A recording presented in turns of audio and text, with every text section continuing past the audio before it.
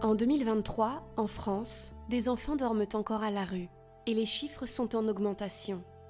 C'est le résultat du baromètre publié par la Fédération des acteurs de la solidarité et de l'UNICEF.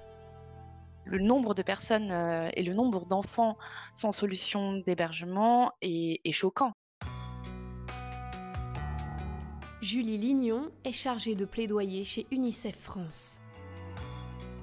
Lorsqu'on a fait le baromètre en 2020, on comptabilisait 890 enfants sans solution d'hébergement.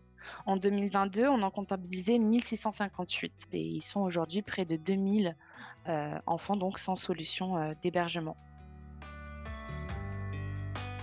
Enfin, leur quotidien est rythmé par l'instabilité, par l'insécurité.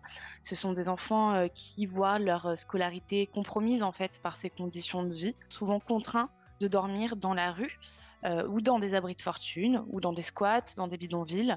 Le fait d'être sans abri, le fait de vivre parfois dans des chambres d'hôtel exiguës, parce que l'hôtel est la principale solution qui est proposée aux familles en demande auprès du 115, le fait de vivre dans ces conditions-là confronte les enfants à des conditions de vie extrêmement dégradées qui vont engendrer d'importantes répercussions sur son développement et sur sa santé physique et mentale à court, moyen et long terme. Et en cela, l'absence de domicile et plus largement le mal-logement constituent une violation aux droits de l'enfant.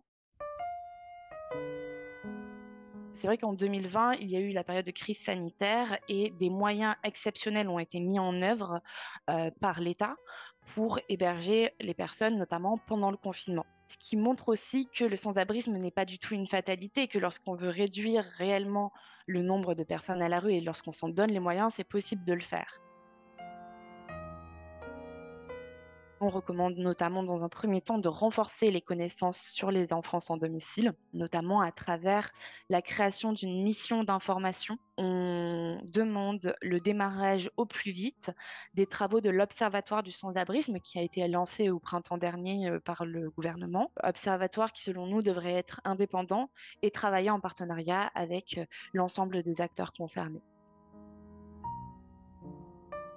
1990 enfants sont sans solution d'hébergement à la veille de la rentrée 2023, soit une augmentation de 20% par rapport à 2022.